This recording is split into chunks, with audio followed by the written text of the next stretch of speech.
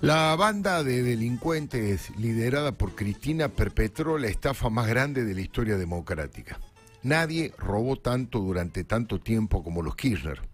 La verdad, el juicio y castigo por semejante cleptocracia está en marcha.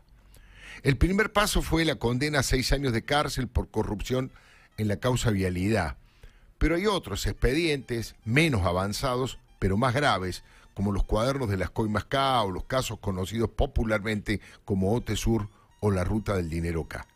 Sobre este latrocinio, creo que la gran mayoría de los argentinos tiene plena conciencia. Fue un plan sistemático para saquear al Estado y enriquecer en forma colosal a la familia Kirchner, a sus amigos, cómplices, funcionarios y testaferros.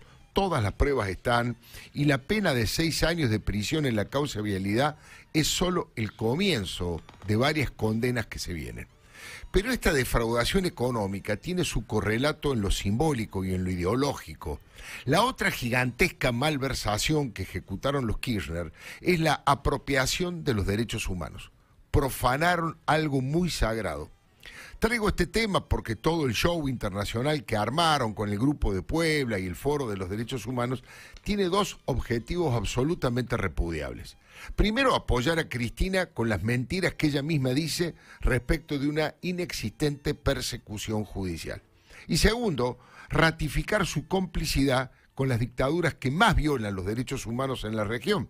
Alberto, Cristina, Massa y todo el cuarto gobierno kirchnerista repiten como autómatas la falsedad de que la vice es una santa inmaculada que nunca robó ni un chicle.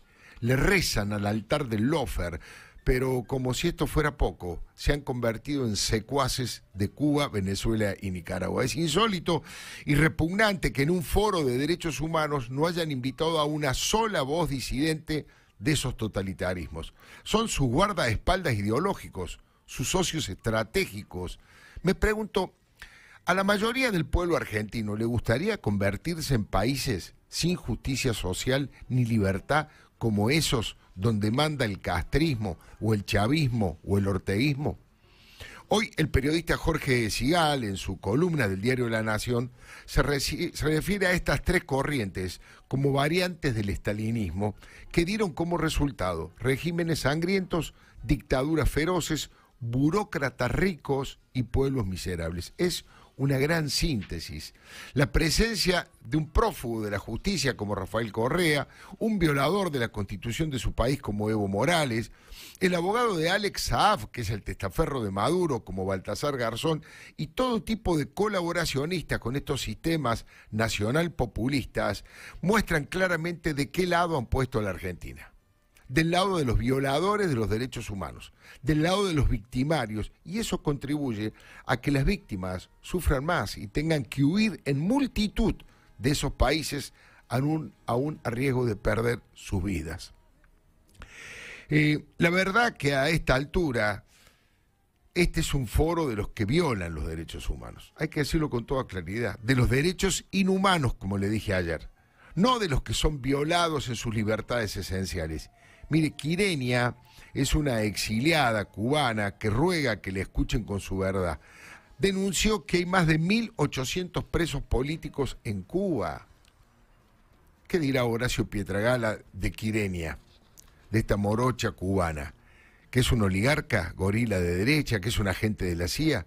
Mire, son tan cobardes que no se atreven a invitar ni a una sola perseguida de verdad por estas autocracias del marxismo decadente. Igual que lo que hicieron con la educación y parte de la cultura, se apropiaron de este foro donde debería haber pluralismo y debate y lo convirtieron en un foco de adoctrinamiento del dogmatismo fanático.